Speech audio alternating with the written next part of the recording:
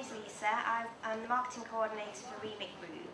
I'm here today to tell you a little bit about the apprenticeship training side of our company and just to give you a little bit more information about apprenticeships in general. Now to do this and to tell you what an apprenticeship is, I've got some of our staff, apprentices and employers on a video so that they can tell you rather than you listening to me for the next 10 minutes.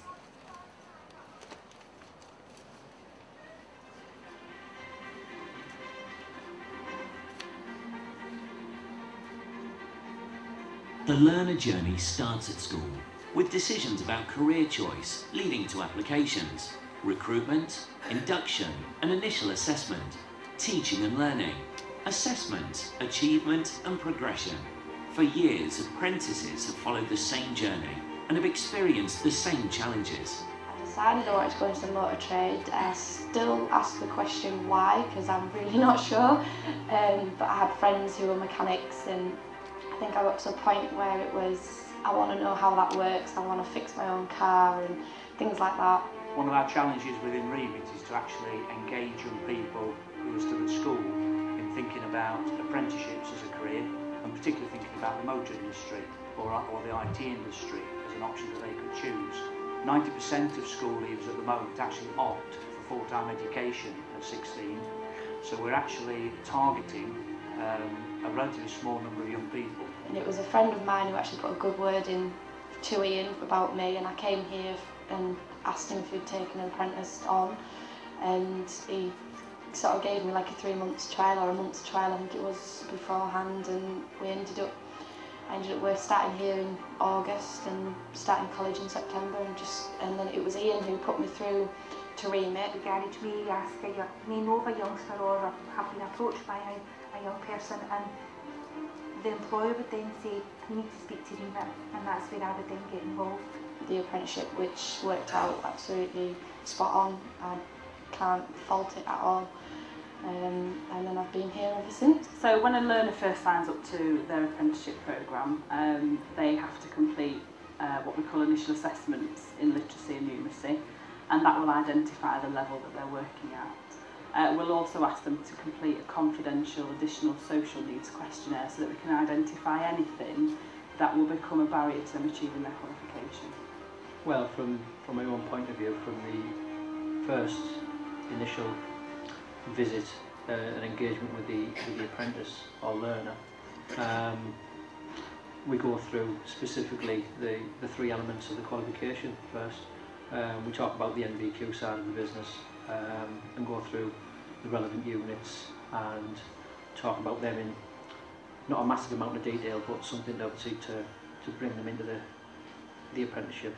Well, when I first meet the learners, we just have a little social chat first of all to find out a bit about their background. I also tell them about my background as well, and find out what hobbies they're interested in, any sports, etc. So moving on, then we move on to the key skills side, or the functional skills side now, as the college is starting to introduce.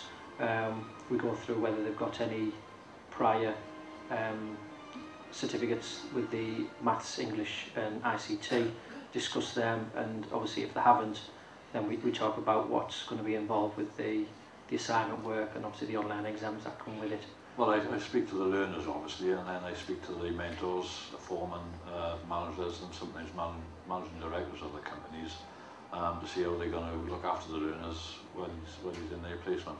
Okay, so if we've identified somebody that is working at lower than level 1, which is the equivalent to grade D to G at GCSE, so sort of pre-GCSE level, we will go and first of all visit them at their employer, and we will discuss with them the fact that we can support them, and we will then do what we call some diagnostic assessments, which will bore down into the content of their initial assessment and tell us exactly the areas where they may have some weaknesses. It will also identify their strengths as well. And then the third element is obviously with going to college, talking about the theory-based learning that they're going to be doing at college, practical tasks that they're going to be engaging in at the college, and the exams that they're going to be taking as well. And what support visits kind of look like is that we will go and see them once every 6 to 8 weeks and support them at their place of employment with their literacy or numeracy. Everybody's different, so it's difficult. Every learner's completely different, but it's just making sure that you discuss with them what they've been doing in the workshop, what they've been doing at college and talking to them about the different jobs they've been doing and just talking through things to encourage them with what they're doing and progress on. When I visited Samantha here at Vickers 4x4, it was fairly easy to progress her.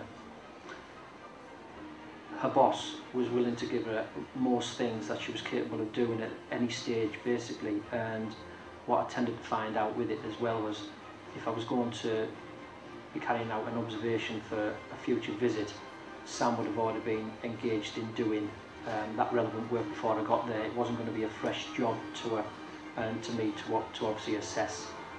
Ian would have given her that time in the workshop with himself, letting her do that work repetitiously for me to be able to go and assess her competence, really, to make sure she was okay and she was going to pass that observation for the first visit. Mike's always been brilliant with us since Sam first started out with us. She was a bit of a handful at the start, you know, with her being a lass at college, a young lass. Getting into a 10 college was sometimes hard, and me and Mike worked quite hard at it, getting it, but she seemed to listen to us both. And I make sure that my learners feel supported and cared for by, first and foremost, doing what I say I'm going to do, giving them that consistency, always being at the end of the telephone or the end of an email, always responding if they get in touch with me. With most of my learners, because I'm doing everything in-house, it's all about me. They will only see me, so it's about making sure that we keep in contact, making sure that the review process is done right, and advise them from the outset that it is their qualification, so we will steer it whichever way they want to go. I'm there to support them. I knew I had to do it. I wanted the job. I wanted to get through it. I knew this is something I wanted to do when I went to college. Yes, I'll admit, I hated college. It was only one day a week, but it still bored me. I still had to sit in a classroom, and it was not brilliant for me at all. I'm just not that type of person. I like to get my hands on and be practical. Mike's the kind of bloke that, you know, he'll ring a student up and have a one-to-one with him, and they'll listen to him. If it wasn't for Mike Davies with Remit and for the type of boss that I've got, I wouldn't be here today. They kept me going through. They kept telling me off and telling me to go to college and just stick it out. He helped her a lot with getting through college work. You know, he gave her all her assessments to do, and she just ploughed through them and got on with them. I think she finished them like 3 months early last year. And same in level 3, I actually asked to do my exams early. So I sat about 3 exams all on one day, and I passed them all, so I said see you later to college, and that was in March, and there was about another couple of months work to do, but Mike Davies helped me finish all the theory side of it. I finished my exams, and that was it, end of. The way I see it, apprenticeships are the tools of the trade. I've always got something to fall back on. I've been made redundant a couple of times, but I've always got my skills to go back to within the motor industry, and it can lead on to other things. It's been a really good experience, and I'm glad now that I've got everything out of the way and I can move on and progress into bettering my knowledge really, and on cars and what's going to be the future and everything else. Just talking, there's loads of opportunities there, and just explain it's not just they're always going to be a mechanic, they can move into management or training, or there's a lot of opportunities there for them. So it's just really letting them see that it's not tied to always being a mechanic. If they work hard, they can do whatever they want within the industry. And just anything that really comes up, if it's going to build my knowledge up, then I'll sit in the course through the day. And to be fair, most of the courses are really interesting. It's not like being at college, which I thought they were going to be. They were going to be like dead boring, but no, they're not. They have a laugh. They always sort of like keep your attention, and you have a giggle. And there's only about 9 of you on the course, and everyone else on the course is such a good laugh as well. So you learn stuff as you go along, really. And to get off the shop floor, but never lose touch with it. So they can see from my journey that I was an apprentice like they were, and then went through the realms and started as a training provider in 2002 as a training officer, which is what I wanted to do. And when they see that, when they hear that, they sort of stand back and think to themselves that, you know, it is an option for them. And I always say that the only thing that will ever stop them doing it is themselves, so they can drive themselves forward with whatever they want in life.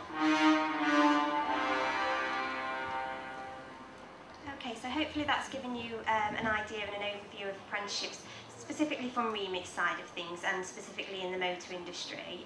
We do cover the sectors ourselves, and obviously there's a lot of apprenticeship programs out there in different industries, but that gives you an idea of how they're based and the support that's given within an apprenticeship.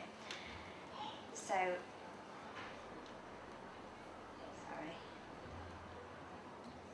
just to go over the benefits of an apprenticeship and why apprenticeship's probably a better way for young people to learn in most cases than some of the full-time education routes. They earn a salary first and foremost for the work they do, and they're in that work placement full-time. Sometimes it can be 5 days a week with training added onto that through an assessor going in-house. Alternatives can be going to college 1 day a week or doing some block release training. So it really is a realistic working environment that they're in, and they're getting paid to do that. The support that they get is ongoing, and that's from a lot of different areas. It's from their employer, it's from Remit, it's from the college that they go to. So they are receiving support on every level and from a lot of different areas to carry them through their apprenticeship and keep them going when, as you saw the example with Samantha, she didn't enjoy the 1 day a week at college, but there was the support levels there to keep her going through that apprenticeship placement and encourage her to continue and see the bigger picture and the light at the end of the tunnel. The full-time employment is also a huge benefit with apprenticeships. It's quite rare that someone will embark on an apprenticeship and after they've actually finished the qualifications, they won't get a job at the end of it. Employers in most cases have sort of supported that young person for 3 years, and the last thing they're going to want to do at the end of that 3 years is to get rid of that person. They've by that point become a member of the team and someone who contributes greatly to that place of employment. So to give you a couple of examples of apprentices and how they've got on in the industry, we're trying to move away from apprenticeships being seen as the sort of alternative if you're not clever enough to go on to A-levels. And this is our quality director, Anthony Bromersky. He left school in 1998 and he had fantastic GCSE grades, so much so that the school was encouraging him to stay on and do his A-levels, and actually gave him the information that if he didn't do that and he didn't take that route, he would make nothing of himself, especially if he was to take the apprenticeship route. He didn't listen to them, thankfully, and he started his apprenticeship in vehicle maintenance and repair. He won Student of the Year in 2000 and completed his apprenticeship in 2001. In December 2002, he became the youngest training officer with a company called MTech, and he established himself as a training coordinator on the Volvo Apprenticeship Programme. He went on to become a vocational learning manager at the age of just 23, and at 26 he was head of learning and quality data. He's now 29 and he is our quality and group services director, so he's done fantastically well for himself just by sort of starting on an apprenticeship and progressing himself through the industry and being able to see at that bottom level of an apprenticeship where the industry can take him and what career opportunities are available within it. Another example is our Chief Operating Officer, Steve Yardley. He again started his apprenticeship. He became a training officer a couple of years after he finished his apprenticeship, so he gave himself a couple of years in the industry to get more experience and to learn more, and then went into training. He worked as a training officer for 6 years. He moved on to Ford Daventry. He delivered and developed the apprenticeship programme for Vauxhall Apprenticeships. He joined a company called Valley Forge and set up their contract with Jaguar Cars. He actually grew that by over 50% within 4 years. And he's now our Chief Operating Officer at Remit. So again, he's done fantastically well by starting on an apprenticeship programme. Now, these are 2 examples. There's hundreds within Remit, and I'm sure there's thousands out there of people who've embarked on apprenticeships and gone on to achieve fantastic career pathways for themselves just by doing their apprenticeship. And I think every single one of them would draw back on their apprenticeship as being the place that really ignited within them the passion to grow through the company that they're working with or grow within the industry they're working with, because they've been given that opportunity and they've been able to see it from the ground upwards. So when they have managed to get to these higher positions within companies, they've got a good understanding of where that company starts and where that job role starts, so they can look over everything from a different perspective. So we're really wanting to make young people aware of these sort of job routes and career pathways that apprenticeships can start them off on. I think it's important to try and promote apprenticeships as maybe a foot in the door at a place of employment or within an industry that you can then progress onto and get further within that company. Our IT apprenticeships, for example, at the moment, we've had a young person who started on their apprenticeship, has now completed. He's been put on £18,000 a year and has a company car already. He's 19 years old. So he's done fantastically well. He's now starting on other training courses to develop his skills, and he's going to be growing further through that company. So he's already on a fantastic career pathway. So we need your help really to be able to promote this to young people. We've been contacting schools a lot recently to try and obviously speak with students ourselves and offer our own advice and experiences in this way. Some of the stuff we're coming up against with schools we're finding quite difficult. Here are a couple of the quotes recently that we've had from certain schools. The top one, we can't allow you to talk to our students as we have a target rate of 100% for our sixth form. So that school in particular is not advertising any other methods of other education to their students, which we really find upsetting. And the second one, the students you're seeing today, the low achievers, we're not allowed to advertise things like this to the higher achievers. So again, it is about equal opportunities, and not everyone in these schools are allowed to see the opportunities that are available to them. And we're really just asking that you consider this, and we're not asking you to just look at apprenticeships, we're asking you to look at everything that's out there and pass on all this information to your students so that they can make well-informed, educated decisions about their future pathway and where they're going to take this. That's the end of the presentation. We are down on stand number 49 if anyone does want to come and have a detailed chat with us about anything you've seen in here, or anything else that you've got concerns with about apprenticeships, or you just have any questions in general. But if anyone has any questions now that they'd like to open to the group, I'd be happy to answer. No. It depends on employers. The minimum apprenticeship wage is £2.60 an hour. That is the minimum, and again, like I said, it depends on employers as to whether they pay more or not.